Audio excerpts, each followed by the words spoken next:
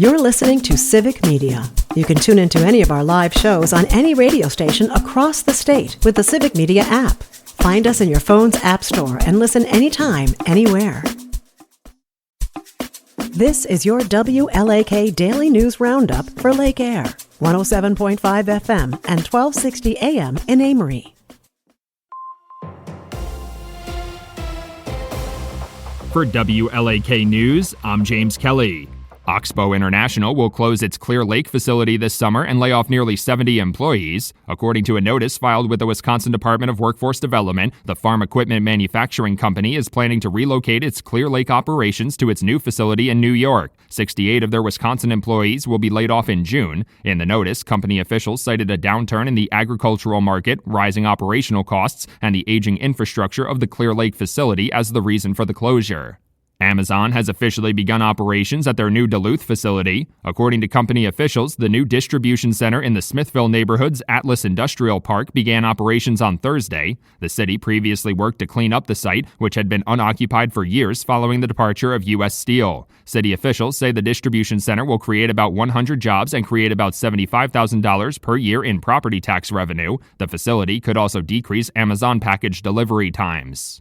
Hours before Elon Musk held a rally in Green Bay in support of Judge Brad Schimmel on Sunday, the Wisconsin Supreme Court unanimously declined to hear a lawsuit to stop him from giving out $1 million checks to two voters. The nonpartisan state Supreme Court election is being closely watched across the country and quickly became the most expensive court race in American history. Musk's attorneys argued that the payments were intended to generate a grassroots movement in opposition to activist judges and did not specifically advocate for a candidate.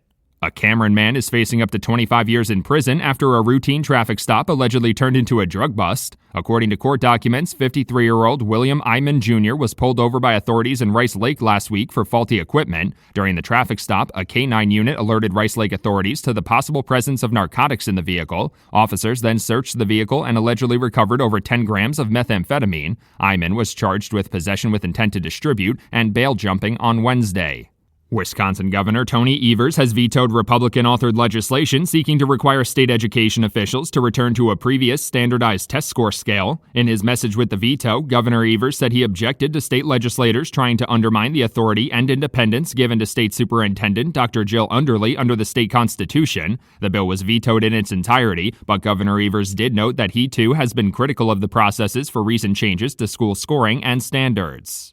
The Wisconsin Department of Transportation is warning residents of a phishing scam circulating the state. According to a press release, residents have reported receiving a text message that appears to be from the Department of Transportation. The text scam attempts to get the potential victim to click on fraudulent links by claiming they have an outstanding toll and this is their final reminder. DOT officials are reminding residents that Wisconsin does not have tolls and they should be wary of any texts or calls asking for money or personal information. A Cumberland man accused of severely injuring his mother and spitting at a law enforcement officer has been deemed competent to stand trial. Barron County Judge James Babler ruled 29-year-old Devin Baldwin competent on Thursday as he faces felony charges in two separate cases. Baldwin is facing up to 40 years in prison with repeater and domestic abuse modifiers for attacking his mother in January, leaving her with life-threatening injuries. He entered a not guilty plea to the charges levied for allegedly spitting at a cop on Thursday. The Lake Superior Zoo announced the addition of a new rare cat from the Kansas City Zoo this week. Officials say the zoo will now feature a female sandcat named Bastet, a rare wild cat known for its hunting prowess in desert climates. The cat came to the zoo through the Association of Zoos and Aquariums Sandcat Species Survival Plan and will be paired with one of the male sandcats currently at the zoo to help preserve the species. The other male sandcat will be transferred to another zoo. Bastet will be placed in the habitat after a quarantine period. The Canadian government is running billboard advertisements in Wisconsin, warning residents of the effects proposed tariffs will have on them. The billboards launched on I-94 in Milwaukee this week with a short message reading, "Tariffs are a tax." The Trump administration recently announced 25% tariffs for imported cars and some vehicle parts, and Canadian officials say they're trying to warn residents that the tariffs will negatively affect them. They also say the billboards will be put up along key highway corridors across 12 states. As the nonpartisan Wisconsin Supreme Court election reaches the finish line, about 500,000 residents have already cast their ballot through early voting. As of Thursday, over 475,000 absentee ballots had been submitted, which is about 300,000 more than through this point in the 2023 Wisconsin Supreme Court election. Dane, Milwaukee, and Waukesha counties have seen particularly large increases in voter turnout ahead of the April 1st election. Over $80 million has been spent on the race. For WLAK News, I'm James Kelly.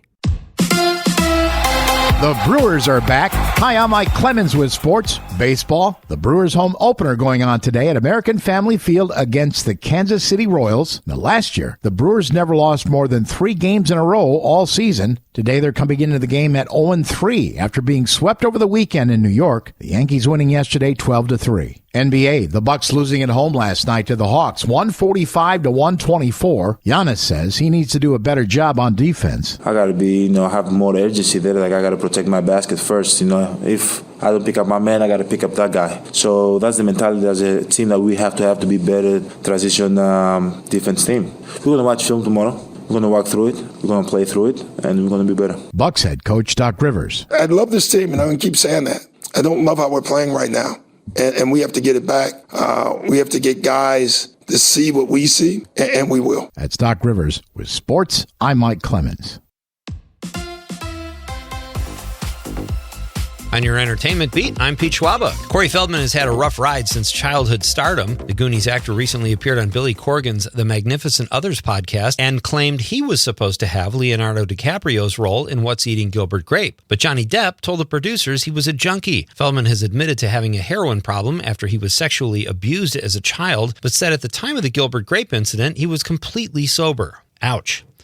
If you can't get enough of the Paul brothers, Jake and Logan, you might want to re-examine some things in your life. But if you're committed to these two trust fund darlings, definitely check out their new show on Max called Paul American. Actually, kind of a catchy title. The New York Post is calling it a series that pulls back the curtain on the lives of the brothers Paul, but will still manage to show you only what they want you to see. Paul American is now available to stream on Max. It's always fun when a showbiz relic is discovered, especially when it involves the Beatles. The New York Post reports that Vancouver record store owner Rob Firth found himself in possession of a reel-to-reel demo recording of the Fab Four. At first, he thought it was just a bootleg copy, but as it turns out, it was an original audition 15-song recording the Beatles made, which still sounds as crisp as it did back in 1962. He says he has no plans to sell his buried treasure. Making it even more unique is that Ringo wasn't even in the band yet, and their drummer was still Pete Best. Here's one of Pete's picks. The show Adolescence on Netflix is the hottest show on pretty much every streaming platform. The show about a 13-year-old UK schoolboy who was accused of murdering a fellow student is well-written, incredibly well-acted, and has a great style where each episode is basically a one-camera shot. Sounds tedious, but it is paying off, and so far, I recommend it. Bill Murray had some interesting things to say last Tuesday on The Howard Stern Show. The actor said he regretted turning down a role offered to him by Clint Eastwood. Later in the interview, Murray said he was surprised he didn't win the Academy Award for Lost in Translation in 2004 because he had won all the other awards that year and expected to win the Oscar. Murray won the Golden Globe, the BAFTA, and the Independent Spirit Award, but it was Sean Penn who took home Best Actor for Mystic River at the 76th Annual Oscars. I'm a Sean Penn fan, but thought Murray should have won too. Murray was brilliant in the role in which he portrayed an aging movie actor. Lost in Translation was also nominated for Best Director, Best Picture, and Best Screenplay. Sofia Coppola, who directed the film, did take home the Oscar for Best Screenplay. If you haven't seen Lost in Translation, check it out. For more showbiz fun, tune into Nightlight with me, Pete Schwaba, weeknights from 6 to 8 p.m. on the Civic Media Radio Network. We get a nice little break today before we get more rain, a little snow, even some thunder late tomorrow night through Wednesday. Today, mostly sunny. We'll get to 38 for a high this afternoon. Tonight, mostly clear with a low of 21. Rain, little snow will kick in late tomorrow. I'm meteorologist Sean Cable. Currently, it's 23. That's your WLAK Daily News Roundup from Civic Media. Subscribe to this podcast on Spotify, Apple, or wherever you find your podcasts. Find more news at lakeair.radio. The national news cycle never stops, but it can be hard to find news about your local community. Civic Media is dedicated to providing quality local and state news coverage across Wisconsin. With the Civic Media app, you can get notifications about local stories that matter to you and your community. Find the free Civic Media app in your phone's app store and choose notifications from the menu to tell us what kind of news you want to hear about.